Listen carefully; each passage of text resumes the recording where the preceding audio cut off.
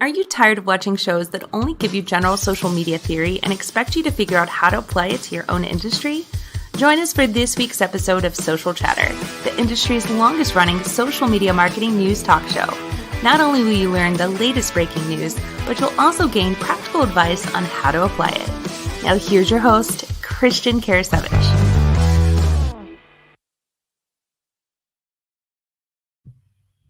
Welcome, everyone, to episode 254 of my weekly social media marketing talk show, Social Chatter. This week, Jim Fuhs and I are joined by Rob Balasabas. But before we bring him on, I want to give you a quick rundown of the topics we're going to be discussing this week. These topics include a number of updates from TikTok. In particular, we're going to talk about TikTok's new community guidelines to make sure that you as a business are not running afoul of anything on the TikTok platform if you're using it for business. Now, in addition to this, we're also going to talk about a new video cover photo feature that TikTok is rolling out.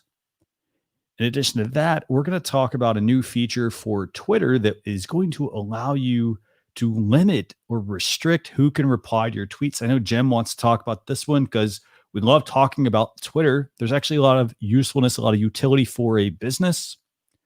Now, moving into our second act, we're going to have Rob share a number of tips to help you grow your YouTube channel. Now, Rob recently crossed the threshold for monetization on YouTube, and that includes generating 1,000 subscribers and over 4,000 hours of consecutive views on YouTube. So you have to have 4,000 hours. It's a rolling it's a rolling feature. So you might be, maybe very close, and all of a sudden you have to come up with, 50 hours of views. And it's a lot of time to get somebody to watch your videos. We're going to talk with him with that. And we've also got some tools we want to share with you. So what I want to do now is I'm going to go and bring on Jim, and then we're going to bring on Rob. Jim, how you doing? Doing great. Happy Thursday. Hope everything's well in your neck of the woods, and really excited to have Rob joining us today. In fact, we'll talk about this a little bit more later. Monday, episode 18 of our Launch Your Live podcast dropped, and it was actually even a YouTube interview with Mr. Rob himself, and we're talking about how to build community with your live streaming. So excited to talk to him a little bit about that. Rob is I genuinely one of the greatest people I know, genuinely good guy.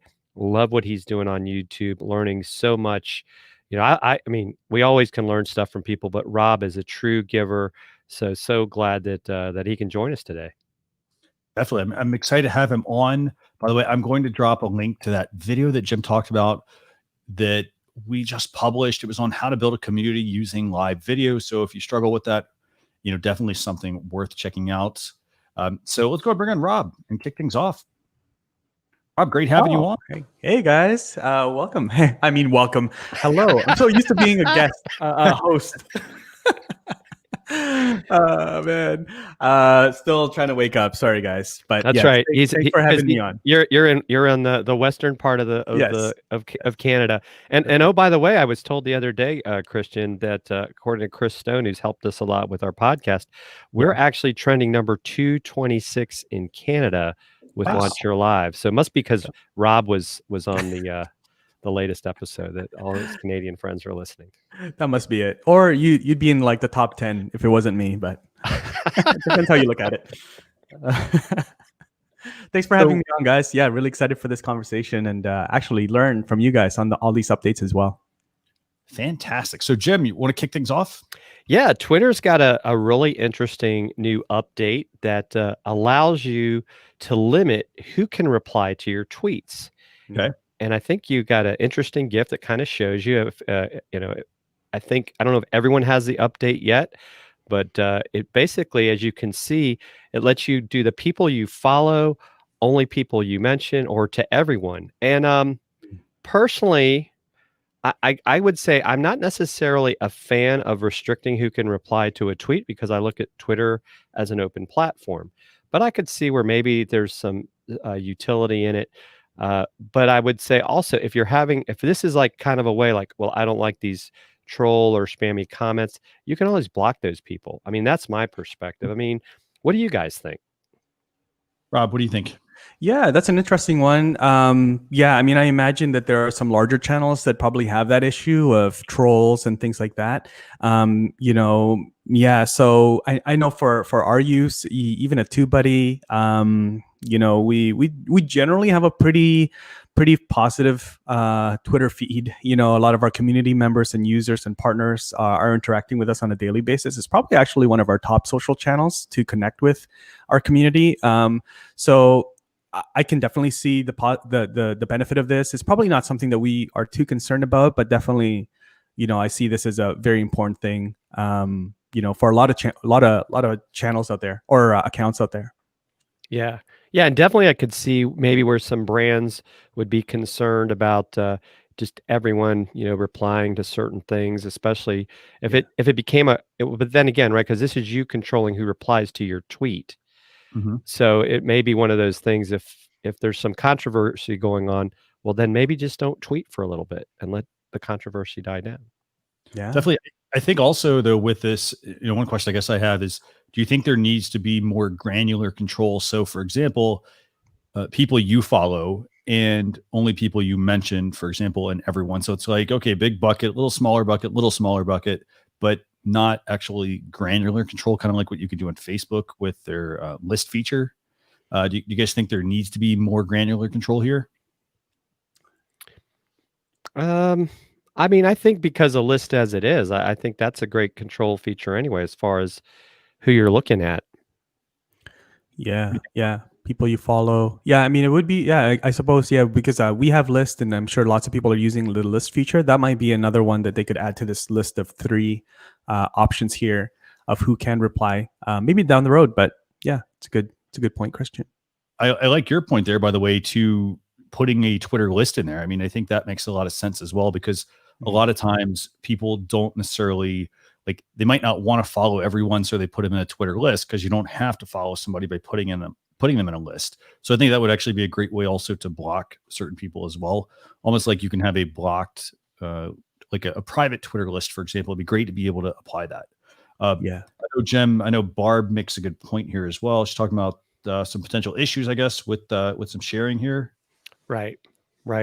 Yeah, because I think that's sometimes the issue with Facebook, right? You have friends want to share something and they forget to make it public, and then you can't get it out to your community. And so I think that would be potentially an issue as well. I mean, I'm assuming you'll be able to retweet something that someone didn't allow replies to, but it's kind of like even when you share things on LinkedIn, is you're not able to keep that conversation going in the original thread. Yeah, and so I think that's a great point by Barb. Definitely. Yeah. The whole space with privacy, I think, is getting really interesting. I had the same issue yesterday. I shared a live stream that was, I think, happening inside a group, but I got a link because it was a sort of like a guest admin that was taking over a group. I shared it as a watch party, and then some people can't see it because they're not connected with Diana, who was our guest admin in my Facebook group yesterday. So again, it was like I got a couple DMs like, "Hey, it's private," and then I felt like, "Oh no, I'm not trying to hide it from you guys. It's just I thought it was public." And so I wish that maybe there's even an indication to me that, hey, before you do a watch party, this is not available to everyone. It's limited privacy or whatever it's called. But yeah, it's just becoming an interesting space. I guess just the way that things are shifting with the world. Privacy is very important, and these platforms are trying their best, I suppose, to try to make privacy optional depending on your post and your channel and stuff like that. But there's these little hiccups here and there, that you find. Right. I will say this. I mean, I like the fact that the platforms are trying to be, better with their privacy, but at the same time, here's the thing: when you start to, as in your example, you thought you were doing a good thing by just sharing something, but then what that actually ends up doing is, in a way, it creates more work as well. So it pushes you actually further from your goal. Like, you might have started off with the goal of, hey, I'm going to actually just share this out because I think it's useful. And then, you see this a lot of times. You might share something and you get people that really start to attack you, and they do it. Sometimes they do it maliciously. Sometimes they do it just, not really unintentionally, but it just creates more work, and it actually gets you further away from your business goals. Unfortunately, actually. So Anything else you want to add about this whole Twitter replies feature? I mean, Jim, did anybody have to do anything to get this? I think it's just a matter of updating your app, and at some point, just like the scheduling is now built in to a lot of people's native accounts, I would think everyone should have it or will have it soon. Just keep updating, because I think actually right now too it was with iOS specifically, so it may not be available to Android users yet. So another reason to go Apple. And I'd also say this, if you are using TweetDeck, keep this in mind. I'm actually going to double check this, but I don't think TweetDeck has the limitation feature yet. Yeah, you can schedule, you can do direct messages, add images or video, but you can't control the limiting of replies within TweetDeck yet. So that's tweetdeck.com. So keep that in mind. Yeah, good to know. Well, Good to know. So this is a good segue too, though, I think, into the next thing we want to talk about, Christian, and that is that they're now adding labels for state and government affiliated accounts on Twitter as well. I think that's good from a transparency issue. I guess my question is, though, who's going to validate that these Twitter accounts are who they say they are? Because I think it would be good to know that, okay, is this really, as an example, the State Department, your county office or whatever, like here, right? Russia State Affiliated Media. I don't know where that came from, but it's just, I think it's good from a transparency thing. I will say that's one thing I think Twitter has done a fairly good job of. I mean, they're the ones early on that jumped on, hey, we're not going to allow political ads in this upcoming season, which I think is great in and of itself. And so, so I think this is good. I'm just curious to see how they're actually going to, enforce or really, validate it. So it's not like, as they like to say, fake news, right? This is a very good point. I mean, because here's the thing, you have to have somebody that's going to police this, that's going to oversee it. At the same time, though, I look at it from a social media management perspective as well, because a lot of times the people who are, for example, if you're a government official or have some sort of, state media account, you're not actually running your own channels. A lot of times that's outsourced to somebody. And that person, for the most part, may not actually be in that location. For example, if it's, Russia based, like the person might be in the United States managing that account or vice versa. So I definitely agree with you, Jem. There needs to be, some way to better police that. I mean, great, they can add a label, but I don't know. I'm not sold on that. What do you think, Rob? Yeah, that's an interesting one. Again, it's just I like the transparency of that, and also as this, for me, the everyday Rob or everyday Joe, average Joe, it's like, oh, okay, that is official news, I guess, or an official tweet from, it's not fake news and stuff like that. I mean, it's pretty easy to kind of see what's fake news, what's not. I personally just kind of, follow sort of like the official channels, the verified ones with the blue check mark. Right. But this is another sort of layer, I suppose, of that validation. So interesting. Again, it's cool that I like you said, Christian, I like that Twitter is kind of all the social platforms, I feel like they're I guess they have they get a lot of that type of content of like political and news type content versus, I suppose, like Facebook or LinkedIn or YouTube, Instagram for sure. So I can see why they're sort of in a way leading the charge on this type of transparency. So So I guess my question about this would be, I'm glad they're putting these labels onto these types of accounts, but do you think that they need to be in another place or done another way? And I ask this only because chances are somebody's probably not going to read this. What do you guys think? I mean, Jim? Well, I mean, you're already limited with the number of characters you can put in a tweet. So even as an example, when we're looking at this screenshot of your account with Social Chefs, I mean, would they add the label as part of your banner? Because otherwise, right now we're cutting into the space for the tweet. And a lot of times if someone's going to an account for the first time, that's part of the profile. So I don't know that it's necessary. I think, usually people are going to look at a profile before they start to follow it. So I don't know that it would be necessary, but that would be an interesting thing. Like maybe there would be some sort of a little, instead of a blue check, maybe it'd have like something that looked like some sort of another type of check mark for those type of organizations, possibly. Yeah, I was gonna say maybe just another little another little sort of icon beside the blue check mark, like a little gold briefcase or something. I don't know, but just another icon, that would just make it easier. Because sometimes people, most people I think go to the profile, but maybe sometimes people will just, if they're reading through and something got retweeted from another account, so it's just an easy one. Oh, okay, that one is a government affiliated media source, but yeah. Right. And and you want to make sure it's not something that looks like an emoji, because that could even be where people could game the system and like emoji it. That's true. To their name. And Barb makes a good point, that Twitter should have come up with a different verified icon. Much easier to see. I mean, because I'm over here, behind the scenes checking out like a Twitter account, and it really makes me wonder, where are you going to put this? Because for example, I see, from this example, I see, yes, it goes right underneath the actual name on the account. Then I see the location, I see the followers and the following and the description and that sort of stuff. But where does this actually go, or where does it need to go? Because it needs to stand out, I think, a lot better than it currently does. And you also have to look at it like this. If I'm following an account, for example, like I'm looking over here, Jim, on like the mobile app, I see your name, I see a hashtag, and I see your tweets, for example. And how often, this comes down to the same example, I guess, you have with Facebook pages.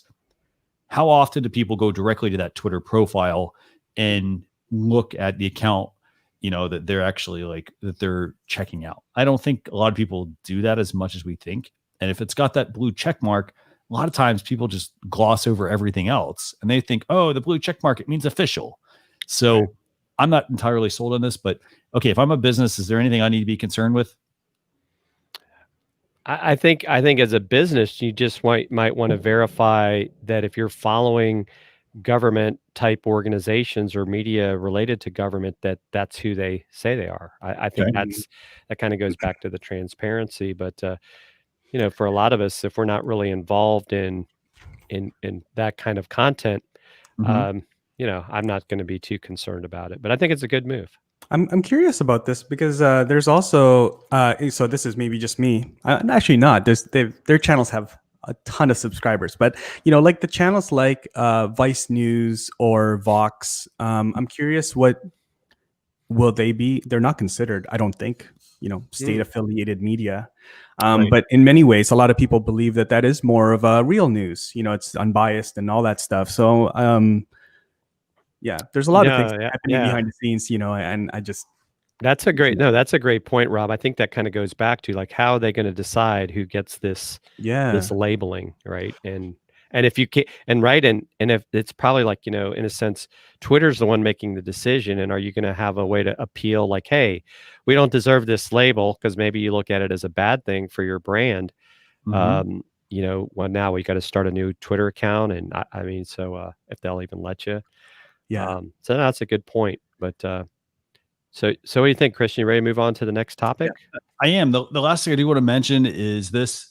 If you're not sure if you have the right Twitter account, we often run into the same issue when we're trying to, for example, find a Twitter account for a guest that we're going to have on the show. We will check out, the search.twitter.com. At the same time, though, we might go to the person's website and click and look at their social media icons that they've got listed on the site and make sure we have the right one, because yes, upon first glance, we can take a look and see that they have a verified check mark, but that doesn't necessarily mean that it is the actual right account, because there are times where people did game the system and they got that verification. Now they use it to their advantage, even though it might not be the right information. So just keep that in mind. So, but yes, Jim, ready to move on to the next topic. Where do we go next? So this isn't something that we talk about a lot, but Rob might, and it's TikTok. We're going to talk about TikTok has actually come out with some community guidelines, and it's a quite a decent document. Came out August 2nd, but really it kind of goes back to, right, everyone's working to do the right thing. Hey, we don't like people that are hateful organizations, terrorist organizations, things like that. But here's one of my thoughts on why they're doing this. All Okay. right. We know there's a lot of controversy talking about it possibly being banned in the US any day now, but Mhm. they're also talking about selling TikTok, I guess US. Microsoft's been involved. Actually, Twitter, even of late, has been talked about as possibly buying TikTok. So this kind of is like, in a sense, setting the stage. Like, hey, we're selling this off with all these great guidelines, so everybody feels safer, and maybe to kind of counter the deep state issues that some people currently have with TikTok. I mean, what are your thoughts? Go ahead, Rob. Yeah, I have a TikTok account. I admit there's I do have a TikTok. I don't post on it. It's something that I thought would be a fun thing. My son is 10, and so trying to get him into this world. In his world, it's all about TikTok. His friends have accounts and stuff, and so as a parent trying to navigate, raising a 10-year-old in this society now, in this world that we're in of technology, we didn't want to just keep him away from it, but at the same time we didn't want to let him get into it, and so kind of wanted to hold his hand as we kind of navigate around TikTok and social media, because it's coming up. I know for a lot of parents it's already there. They're already there, right? At even a younger age, some parents have different Instagram. They let their kids have Instagram pages or accounts and stuff. So anyways, every parent raises their kids differently, but that's really the reason why I got into TikTok, is like, don't go there by yourself. I don't even know TikTok, so let's go in it together. And that's really the reason why I have it. The secondary reason is that I'm curious about it. As where I sit here at TubeBuddy, we have a lot of YouTube creators that we work with and partners, and very polarizing opinions on TikTok. A lot of them, they either really love it and it's going really, really well for them, and they're using it either as another outlet for creativity that they don't get to do on their YouTube channels and show a different side of them. A lot of them are using it for business to drive, basically sort of like siphon the traffic and the views and the audience from TikTok over to their YouTube channel and kind of use it as a way to do that. I think maybe that's more of a short-sighted view of how long TikTok will be around. So while it's here, let's use it and let's drive people over and get some awareness and grow our YouTube channel. And so I'm curious how people are using it in that sense. So that's really me. I don't really create on TikTok. I don't post too much on there at all. I did when we first opened the account 6-8 weeks ago, and I posted a few, but I haven't really posted much since. So I'm curious, and I'm an audience just like everyone, like most people, with what's happening with TikTok and Microsoft and the government and US and stuff. So I don't know where it's going to go, to be honest. I feel like somebody's just going to buy them out, and it's just, there's too much money there to just let it fall to the wayside. And even though, like, I know there's, we talk about North America and stuff, but like TikTok is huge in other countries, and that's not going to affect their business. But Right. Well, but and of course India did ban it, which India did, yeah. was a significant number of users out there. And Barb brings up a really interesting comment as well. And that Instagram Reels just came out, and I think yeah, I'm fortunate that I don't have kids your age, Rob. Mine are much older now, but I guess technically it could still be a nightmare for me, because I don't know what my 20-something kids might be posting on TikTok, because I'm not really checking it out. Yeah. And I'll definitely say this. I mean, people might not see it as a concern that, hey, you know what are they going to do with my information that I post on the channel? And there's no like, there's no official, there's nothing official with TikTok as far as like what's actually being shared, for example. But you have to keep in mind that everything that you post on your channels is something that people can pick up and, work off of. For example, say, let's just throw this out there. I doubt people would, but say you had a MySpace account and that happened to still be out there, and there was still information that was public there. Well, that can actually be combined then with some of the stuff you apply or that you have on your TikTok account, or even the stuff that, for example, if you're just doing in your house, hey, maybe there's your car in the background or something like that. People can figure out, well, what kind of vehicle do you drive? Like, there's a lot of things that people can discern from the information you're posting that may seem harmless, but it may not be. So definitely keep that in mind. I mean, as far as their guidelines, I will say the things I like the fact that they are trying to get ahead of deep fake. That's where you're using somebody's photo or video. So you're taking an existing video or a photo and you're replacing it with someone else. Technology, while it's fantastic, it has gotten extremely advanced, not to the point where deepfake is out for everyone yet, but it's getting there. And I like that TikTok is trying to take a stance on that. Now, if I'm a business, I think the key things that I would do, I would bookmark these community guidelines. I mean, they just came out, they just got updated the middle of August here. And they always will change. So make sure you have access to them. It's like somebody posting something on Facebook, not knowing that Facebook changed something in the pages section, for example, that could get your page banned. It's the same thing for TikTok. You put a lot of effort, as Rob mentioned, building on a platform, trying to capitalize on that trend. You get, in some cases, I've see accounts that have millions of followers, for example, on TikTok and views and whatnot. And that may not seem like a big thing, but if you build a lot on that channel, and all of a sudden you might get dinged for violating some community standard that you weren't aware of, it does change. So I would say make sure you're aware of all of that. So anything else you want to add about these TikTok community guidelines?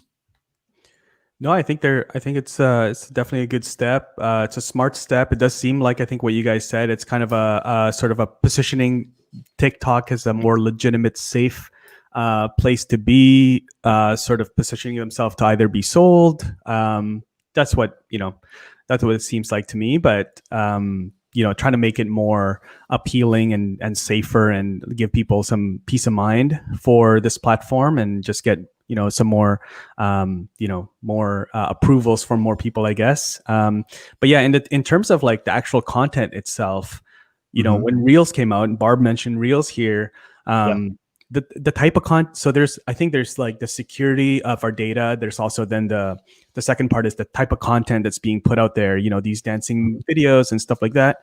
A lot of people are just like, they're basically just going to use Reels, right? So if, right. The content part is, if TikTok goes away, these other platforms can kind of, smell the blood, I guess, and like start launching similar features. Instagram will do the same thing with Reels already. So the content that's just the type of content that seems to be really appealing for the younger generation. It's just that like quick 15 seconds. So it's just going to happen somewhere else. It's just now, then what do you do with the data? I mean, I searched like, I forget what it was. I searched standing desks somewhere on my phone, and now I get standing desk ads everywhere. So, I get it on Facebook, I get it everywhere. So, they have our data. Yeah. It's just, I was going to say, I didn't even search for things a lot of times and come up. I just thought about them. This actually happens quite a bit. And I go something and I'm like, what the heck? I didn't even type a keyword yet. No, but you're absolutely right. Didn't do anything so yes, the data's out there. Yeah. Just be mindful, about what you're sharing. Just be careful. So, Jem, where do we go next? Let's do one more topic. It's actually TikTok related because we've been talking about Reels, but they're actually going to allow you to add text to your videos. And what I find interesting about that, it reminds me of a competitor of theirs. Instagram TV allows you to put covers on your videos. So in a way, it's a small, if you want to call it, strike back at the empire, maybe how they said, hey, you want to start Reels? Well, look, we're going to do something that looks just like IGTV, but we got a lot more people using this. So I think it's a good feature. I definitely think anytime you can kind of let people know what they're about to see, right? Just like YouTube thumbnails, which we'll be talking about some YouTube stuff with Rob. I think it's good. I think it's a good feature. I mean, of course, I don't use TikTok either. I have an account, but I think I actually forgot my login, and I just don't have time to figure it out. But I think it's a good thing. What do you think, Rob? Yeah, I think it's a good thing. I mean, as a creator, I think it's a good thing where you have to, when you can just do things in app and you don't have to take it to another app, edit it, bring it back, and things like that. So I think it's a good thing. It's just funny that there's this game, right? There's a game being played by these big guys, and like, oh, you're gonna do that? Okay, well, we're gonna do this, and it's games that everyone plays, but they're just playing it on a much grander scale. Right. Yeah. And even I know, Christian, you always like to look at too, like, so for a business, if you're using TikTok, now you Mhm. can basically say, this is what this video is about. Like maybe Mhm. it's like a quick, pointer on a product or a service, and you kind of let people know about that. So yeah, I think it's good. I mean, what do you think, Christian? I will say this. I think that so while you guys were talking about this, I'm sitting here watching this animated GIF, and I'm thinking, how is this going to affect all of these third-party tools that are Mhm. designed for creating slick covers for whether it's Instagram or in this case TikTok and so forth? Because this looks pretty easy to be able to create this, and I mean, I think if I'm a business, I should, like, every time you create a piece of content, and Rob, I want to get your thoughts on this. So Yeah. every time you create a piece of content, whether it's a blog post or in this case a TikTok video or a YouTube video or even something for Instagram, I want to make sure that I have a good quality, thumbnail that Mhm. shows up for people, because but it doesn't just show up, it tells them exactly what they're going to be getting, and I think that that's super important. Rob, is there anything, like, do you kind of go through that every time you're creating content? Do you think, you know what, I need to create the thumbnail first, or do you create the content and then kind of come up with the thumbnail? How do you work? Yeah, I thumbnails definitely on YouTube, but more and more now, even LinkedIn videos, definitely Instagram, like Instagram stories and stuff like that. It's just, I look at it, and there's literally, like, I'm sitting on this video right now that for YouTube that I finished editing already like 2 days ago, but I've been like, for the last 2 days, I've been staring at the thumbnail. I'm just like, this is not, like, I can't, I wouldn't click on this. And so I've got like probably, I don't know. Again, I might sound super crazy, but I'm like, I've got like 5 different versions, and I've deleted one. I'm like, I wouldn't click on this, and it looks too much like my other videos. So Mhm. these are all the things, these are all the thoughts that go through my head. I'm like, Mhm. it looks like this one. Let's choose a different color that makes it pop but doesn't eat up the other videos too much, So thumbnails in this world of, like, man, there's so much content being put out there. Even thinking about, thumbnails for live streams. I'm going to be getting to talk to Winnie's son, interviewing her on my channel, or on the on the TubeBuddy channel later today. And Mhm. Awesome. sat on that thumbnail for a while. I'm like, man, Winnie has such nice pictures. So how do we do it justice? Because she's very, like, she's got a lot of red and stuff like Mhm. that. So how do we make this pop from the YouTube on our YouTube channel where we have a lot of red already? So, like, let's use a lot of, white space and things like that so that the red pops. So there's a lot of thoughts that goes through that. And I think as content creators, the content creators I speak to, they're very picky they're very critical of their own content, their own thumbnails. And Mhm. so any tools, any features within a tool that lets you make thumbnails easier without having to, like I said, port it over to another tool and then bring it back, you Right. can just create better thumbnails.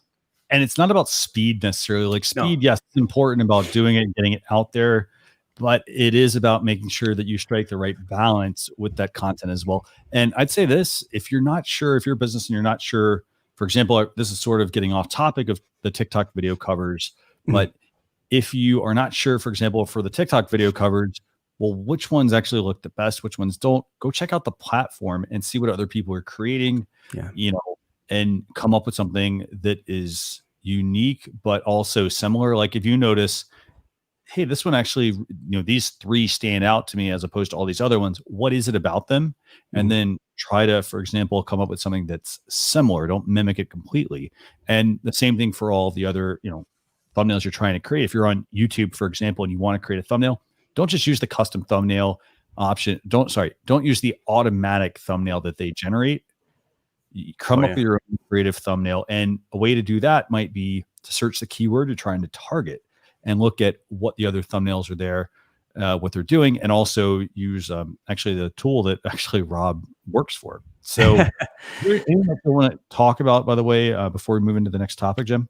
Now let's move into talking with Rob and getting some of this knowledge he has buried in that cranium of his out to the world. So, there are so As we always do, there's going to be a blog post recap. We're going to send that out with all the topics that we've discussed. We also now have 2 other segments, which are, obviously asking Rob some questions in regards to TubeBuddy and building a community. And then in addition to that, we also have a couple of tools we're going to discuss today as well that I'm actually really excited about. So you can get those at socialchefs.com/daily. So Jem, you want to kick off the next segment? Sure. So Rob, great to have you here. I know we just did a great interview with you talking about community, and this somewhat ties into it. So Rob, when starting a YouTube channel, what do you think is more important, monetizing it or adding subscribers? Oh, definitely subscribers. You got to grow. You got to build your audience. So if you have a built-in audience somewhere else, Jim, like if you have an audience on LinkedIn or Instagram, you're ahead of the game. Most people have no audiences. So look at definitely creating content first, specifically for YouTube. Don't try to, sort of like, hammer in content that you created for something else on Instagram TV, which is vertical, for example, and then trying to just update it, upload it to YouTube, and just kind of like hoping that it, gets reach and helps you grow. You have to learn how people consume content on YouTube and the behavior, what they're doing, how YouTube works, and really be a student of the platform. I mean, that goes across whatever platform you're trying to build. You got to be a student of that platform, how they work, and how you can best create content specifically for that platform. So I would say definitely building your content, which leads to building your subscribers first, and then the monetization will come. That will come through a number of different revenue channels on YouTube. There's so many. And that will just come later, but not much later. A lot of people wait way too long. They're just like, I need to get my 10,000 subscribers. You can start monetizing. Not through YouTube directly, but you can start monetizing your content on YouTube through a number of different revenue channels, even at a smaller channel, 100 subscribers, 200 subscribers. You have people that are listening to you and see you as an expert. So, right. And that's a great point. I think so many times you hear, and maybe even more so from like this younger generation, because I see these highly successful YouTubers and they're like, oh, I'm just going to create a YouTube channel. I'm going to get rich. I'm going to get all these subscribers. And it's like, well, I've been working at this for like 6 months and I still can't even crack 100.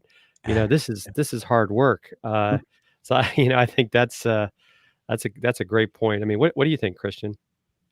I mean, I'd love to actually hear about some of those other ways to monetize the channel, because, I see 2 different things here. So the first side is, to Jem's point, a lot of people have this misconception that YouTube, they're just going to start that channel, they're going to all of a sudden get rich, and they look at it from a dollars and cents standpoint. They don't look at it as a community aspect, that they're actually helping people. I think a lot of people, they see those dollars and they're like, wow, that's a lot of money. Oh, it means they don't have to work and all this other stuff, or that they don't have to actually put in the work. And it's not actually, it's not that easy. So there's a lot that goes into that. So I know one thing, for instance, Rob, I know I alluded to this at the beginning of the show. You reached monetization status on YouTube, which previously, it was only available to people who had previously you could actually start a YouTube channel and start monetizing from day one. They then scaled that back and really set, I thought, a very high bar where you had to have 1,000 subscribers and 4,000 hours of consecutive watch time.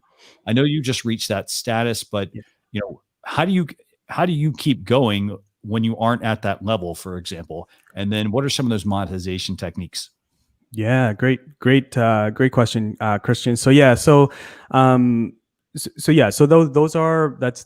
what you need for AdSense. So that, basically when you watch some videos on YouTube, you'll see different ads kind of come up before the video starts. Sometimes for longer videos, you'll see them in the middle of the videos. So that's AdSense, the little banners and stuff like that. So that's AdSense. Honestly, yes, I have a smaller channel. I'm like the lowest. So I'm like the very lowest point of monetization. So, it's a few bucks here and there, and that's okay. Now, there are, like I said, there's a lot of smaller channels, relatively smaller channels that are doing well. They have full-on companies running on 2,000, 3,000, 4,000 subscribers, multiple staff members, because they've really figured out that YouTube is is a traffic source, right? It's a search engine that's owned by Google.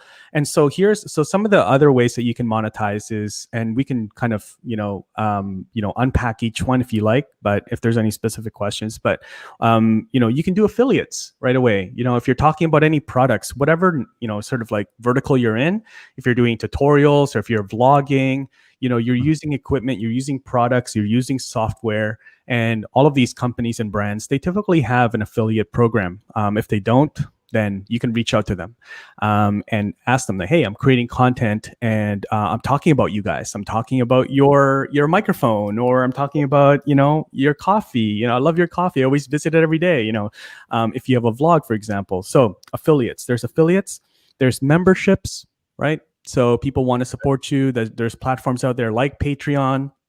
There's other platforms out there, where people can kind of support you. There's buymeacoffee.com, I think, is another one. There's different platforms where people can support you in little ways as a way to thank you. And you'll be surprised how many people want to thank you because they're getting so much value from your content. They're learning so much. Or even if they're not learning, they're getting a lot of value because maybe if you have a vlog, for example, they're just being entertained. You're helping them pass the day. You're kind of like that thing they look forward to, throughout the week. So they want to thank you in certain ways. So memberships and, platforms like Patreon. If you have a service, if you have a company, if you're a freelancer, services, right? So starting to use it as the way that you look at Facebook, the way that you look at LinkedIn to drive traffic from YouTube to your lead magnet and then get them into your funnel, right? To get them to your services, consulting, coaching, that sort of thing. And then the last thing, there's other ones. There's merchandise. There's all those things too. But the other thing is brand deals, right? So this is kind of like the next step up. I would say you should become an affiliate first for a brand, and then once you kind of show that you can drive sales and new traffic to them, approach them and say, hey, Mr. Microphone brand, this is my channel. This is my audience. They love learning about how to, start a podcast, and they all need microphones. So if it looks like you guys have a new microphone coming out, let me do a review, right? Let me do a review for you guys. And again, this is actually something I learned from Dusty Porter, who's a fantastic YouTube creator. You don't have to have a huge audience to start approaching brands, because a lot of brands will want you to help sell their product to your audience. So they, hopefully you have a bigger audience. But a lot of brands that are newer, they just want content out there, right? Because they'll take your content, they'll take your review, and then they'll repurpose it like crazy. They'll share it on Facebook. They'll just use, because maybe they're not good at creating content. They're not, but you're good in front of the camera. You speak well. You've got all the lighting and gear and stuff. And so why don't you create a review, and then we'll use it in ads. There's a ton of different ways that brands will use that content. So don't be afraid to start reaching out to these brands that you're using, and start, having that conversation about sponsored content. Definitely. Great So, point. so one question I guess I have real quick on that part is, people will, we see this a lot. They'll reach out to for example, let's say and I want to make sure people don't get this confused with being sort of an influencer, I guess, in a way. A lot of people will reach out to, a hotel or a restaurant they're going to be in the area, near, and they want to go to that restaurant, for example, and they're like, hey, I'll send you I'll share pictures and all this other stuff of your, of your product in exchange for free food, things like that, free lodging and whatnot. Is this a very fine line that people need to approach, or should they, try to go that route of, hey, we create content about you all the time. I know they need to be authentic, but what's your take on that part? Yeah, I mean, whatever it is, restaurant or cafe or products or services or gear, whatever it is, you should be a user of that product. It should be something that comes off really naturally. You're not trying to learn the product once they say yes, oh yeah, sure. Yeah, we'll do a sponsored deal. Now you have to go learn that product. You should just really know that product. Obviously when you approach the brand, it'd be nicer if you already had content. That's really one way. There's a really good, this is kind of off topic, but there's a really good documentary on Netflix and what Netflix does with sponsored or brand deals. They don't actually have any brand deals technically, but what they do is they'll talk about, like with Stranger Things, for example, they featured Subway a whole bunch of times, and the kids were eating Subway, and Subway was like, what? Like, why do we have so much presence here in this like huge like series? But there was no sponsored deal. Like Netflix just did it. And so then that got Subway's attention. And then now the second season, third season, that became the deal, so there's no money exchanged. But then Subway started creating Stranger Things swag, merchandise. They started putting Stranger Things in their cups. And so that, although Netflix didn't get paid by Subway, they got a ton of free publicity and marketing from Subway, who is like, I guess, Stranger Things, target demographic, right? So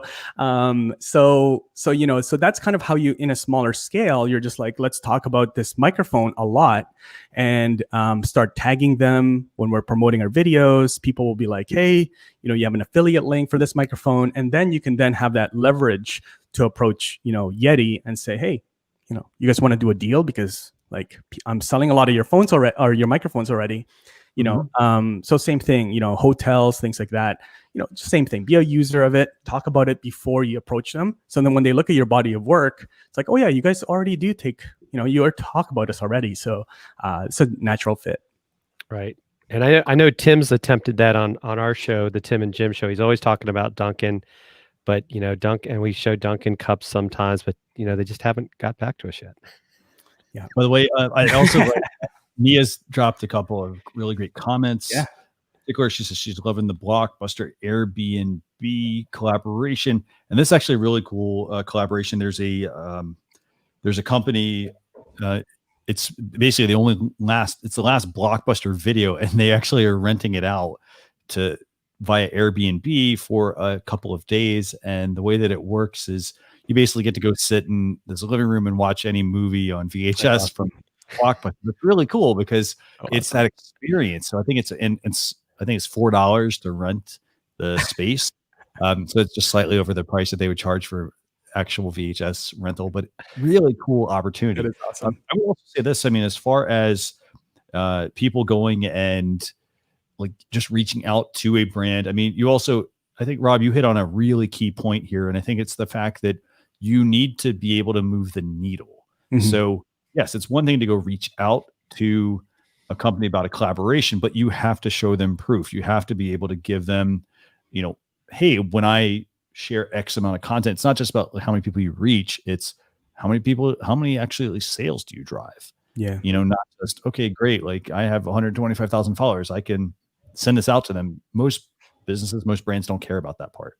They want to see how you can drive the sales. And, so just do what?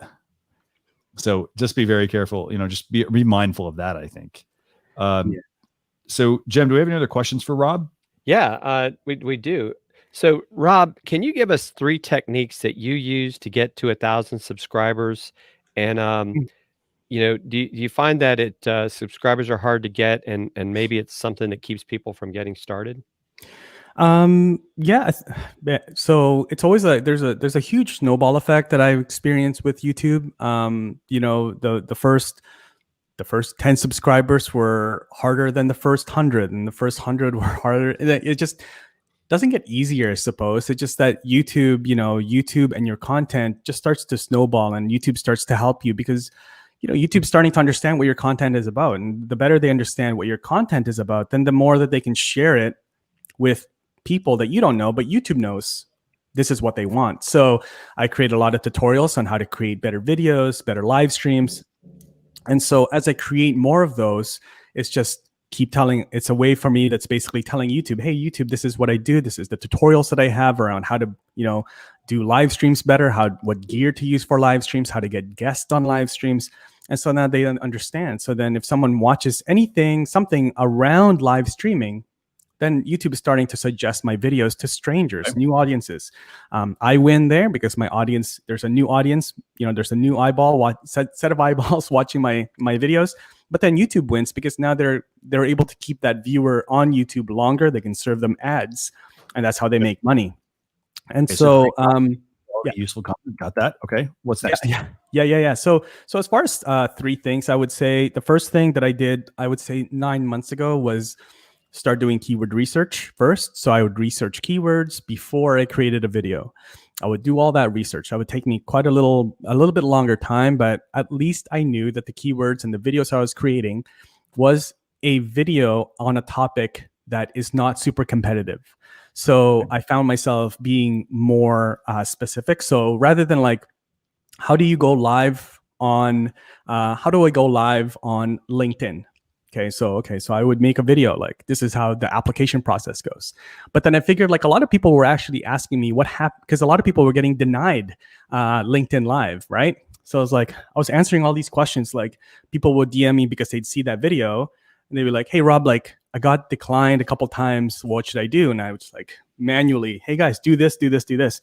And then I looked on YouTube, and like there's no one creating a video on what happens if you get denied on the LinkedIn application.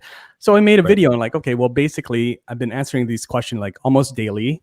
I just made a video. This is what happens when you get declined LinkedIn Live access. And so there was a space there. There was a gap there, right? And I could only really figure that out if I did the keyword research first and kind of see that the people were searching this. This is something people, it happens, right? But people didn't make a video. There's no videos around it. So doing keyword research first. Sorry, go ahead. No, go ahead. I was. Oh, okay. Yeah. The second thing is, Christian, you touched on it. YouTube can be a really awesome place for community. So as you start getting more comments, then reply to your comments. There's so many channels, even smaller channels, where I see the creators are not replying to the comments, which is such a huge lost opportunity, because those are, if you have only 100 subscribers, let's say, or 200 subscribers, and you're getting comments, like you should just jump on those. Those are people that are willing to watch. They're watching your content. Then they can be the basis, the foundation of your channel, right? So serve them. Really have a servant heart when it comes to YouTube, and just like answer questions. Start engaging. Answer the question in comments, then ask a follow-up question.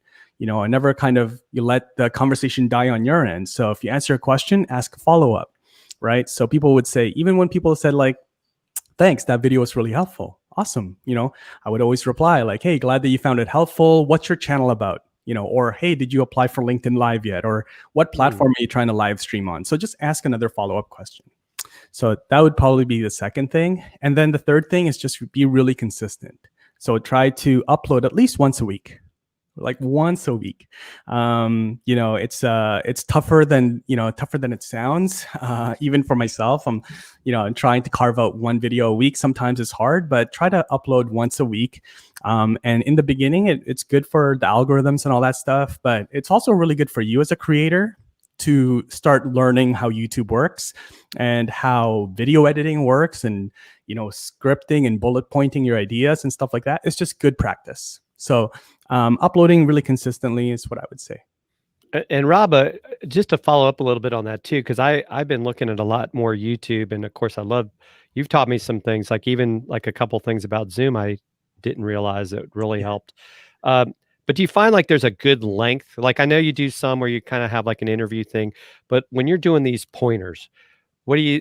I've noticed like Mac Rumors is an example. Like the average video length's maybe about 5 minutes. It's not like you got to make this huge long half-hour video every time. Have you found like a sweet spot for you? Yeah, I have videos that range from like 5 minutes to usually like 5 to 8 minutes is usually my sweet spot for my tutorials. I think there's longer videos that people will watch. There's again, vlogs. Some vlogs can go 10, 20 minutes and people will watch the entire thing. For me, I think it's a matter of how long can you it's a matter of keeping the attention. So your audience's attention. And I feel like, the better you get at creating content, then the better you become at, being engaging on camera. And also part of it is editing as well, especially for tutorials. Sometimes I will go through and edit a video and I'll start cutting out different sections because I'm like, oh, I said that already. Or is that really relevant? Should that be another video on its own? And so you got to be really critical with your own editing. So I usually just end up anywhere from 4 to 8 minutes. Very good. So I just want to highlight real quick, Rob, I know we talked about TubeBuddy That's the company you work for. Do you want to tell viewers what TubeBuddy can help them with? Yeah. So TubeBuddy. Oh, there it is. Perfect. Yeah. So that's right there. Your best friend on the road to YouTube success. So we have a ton of different tools. So I think right now, if I go into our features, I think we have over 80 different tools inside of TubeBuddy, and again, all around productivity, bulk processing, the SEO of your video. This is where keyword explorer, keyword research, and all that stuff happens. Promoting your videos as well, and then also data and research, right? So we just have a ton of different tools, whether you're starting on YouTube or you have a full team running your YouTube channel.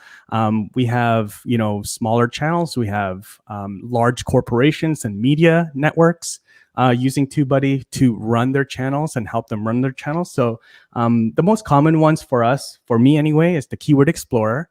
That's how you find out the different keywords that you have opportunities for. And then also SEO Studio. So it helps me really SEO and optimize my videos for search, which is a big traffic source for my videos. So that's what that's what I'm using every single day. So yeah, so go check it out. It looks like you guys had shared a link there, so you can just get started for free. There's no contracts or anything like that. Fantastic. And Barb makes a great point, that TubeBuddy's doing such a wonderful job educating users. It's definitely stellar. It's definitely a tool I use. I know, Jim, do you use TubeBuddy as well? I do. I think it's a great tool. Yeah, it's fantastic. So definitely something worth checking out. Okay. So now we're going to move into our third segment of the show, and we'll keep this fairly brief. Mm-hmm. And that's our segment called Tool Time, where we basically bring up 2 tools that we think can help you as a business, whether it's help you save more time, help you get more efficient. For example, maybe it's to help you bring more people onto your YouTube channel. And so, Jim, which tool do you want to start with today? Well, since we're on the topic of YouTube, let's start out with the Embed Plus for YouTube that you can use as a plugin for your WordPress websites. So why does this matter? What does this tool do, and why should I care? Well, it's really letting you add your gallery or your channel, your playlist, even your live streams to your website, because sometimes people may not realize what you've got going on with your YouTube channel. So here's a way to highlight when they come visit your website, they're seeing that video playing. Maybe it keeps them on your website a little longer. Also, maybe drives some subscribers. So it's just a great way to showcase something that you maybe otherwise are having a hard time getting out to. Because even though we love YouTube, it's not necessarily, until you get the higher numbers, a community, right? It's not like people are hanging out on your YouTube channel waiting for you to show up. So I think this is a great way to just kind of add to that.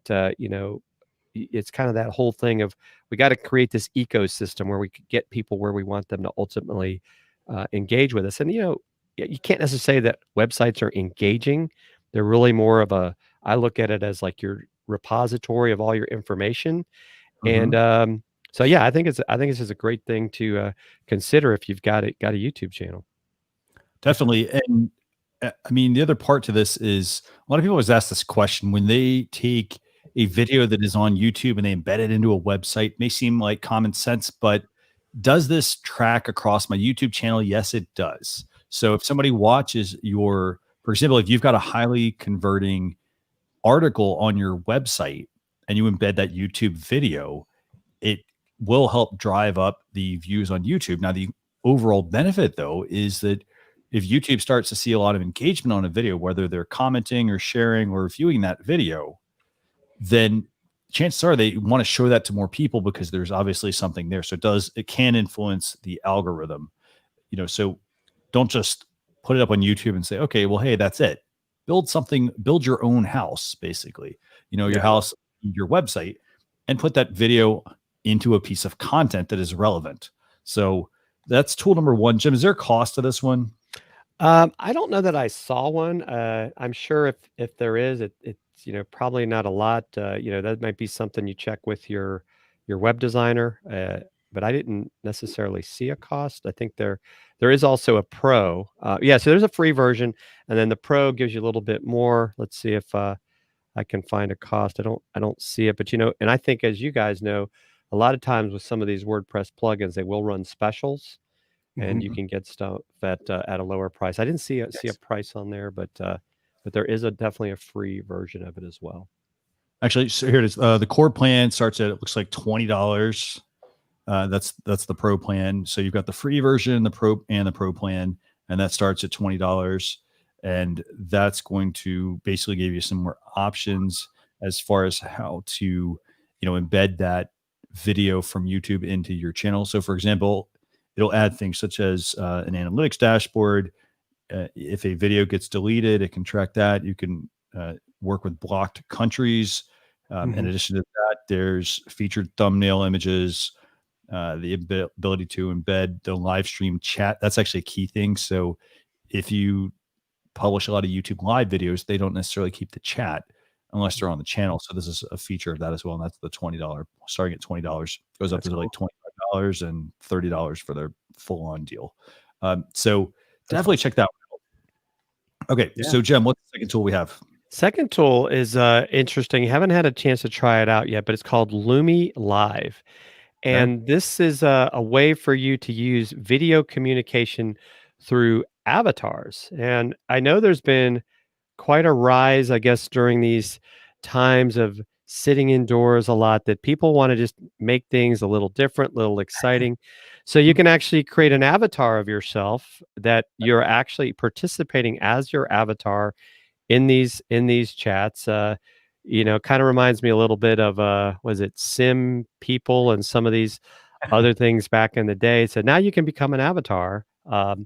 I think it could be fun. I mean, but I'm sure there will be some people that'll be creeped out about it a little bit. You can see, like, from this little demo, you got these people kind of flipping back and forth, and obviously now you can get dressed up as an avatar and wear some clothes that maybe you didn't want to go out and buy. So that could be fun, right? You could have a black tie affair without having to go, buy a tuxedo. So I think it could be fun, something to check out. It's available right now. Looks like it's more of a desktop product at the moment, Mac and Windows both. So I'll be interested to see if they come out with more of a mobile thing, since I know that's where a lot of people spend time. I mean, but yeah, looks like fun. What do you think, Rob? I like it. I Maybe you'll like do a it. Loomie. Yeah, I like it. Yeah, I'm definitely gonna check this out. Actually, I know that Zoom fatigue. I mean, we all live in Zoom. Been living in Zoom a lot lately. So yeah, I think this is a cool product. I thought I saw Brian Fanzo doing something like this with like something, but yeah, that's cool. I like it. I like it.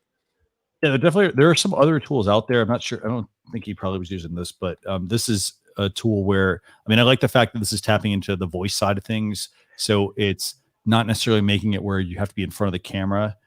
So definitely, I think a good way to mix things up, a good way to make things a little more professional. It makes it much easier to customize that background as well if you're using an avatar, for example, instead of actually being on camera with the green screen behind you.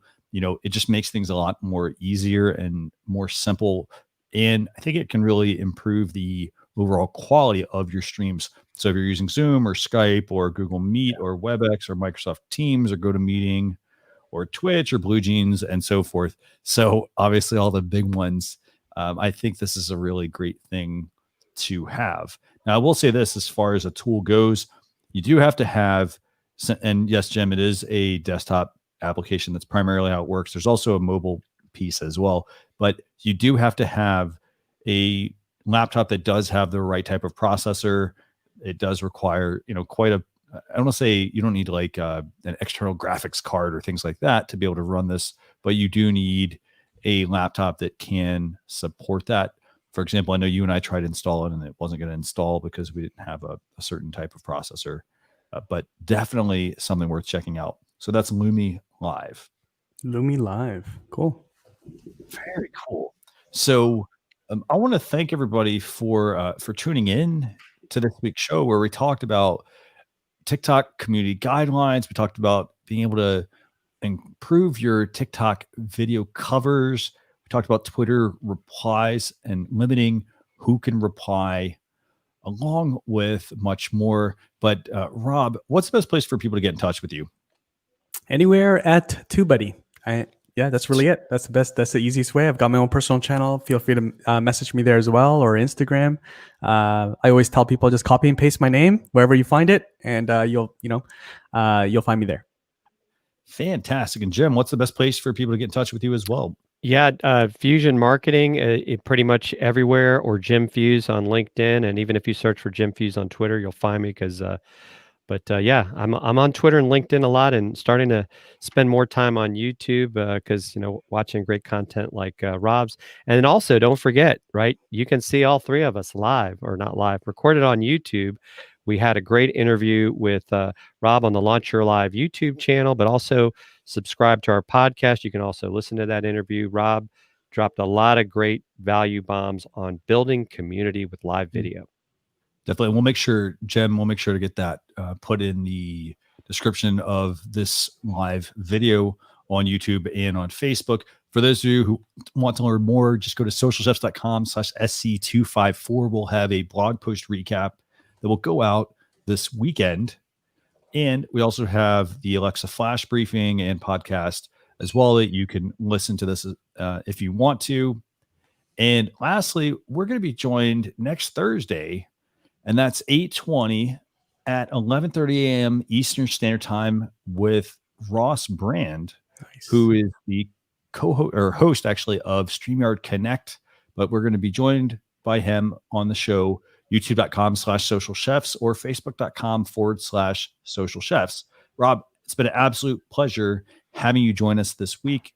Really, really, really appreciate it. Be sure to check out TubeBuddy, the company that Rob works for. If you want to do your SEO optimization and improve those YouTube videos, definitely the tool to have in your toolbox. So thanks a lot for tuning in. We'll see you all next week. Thanks a lot. Thanks, Bye. guys.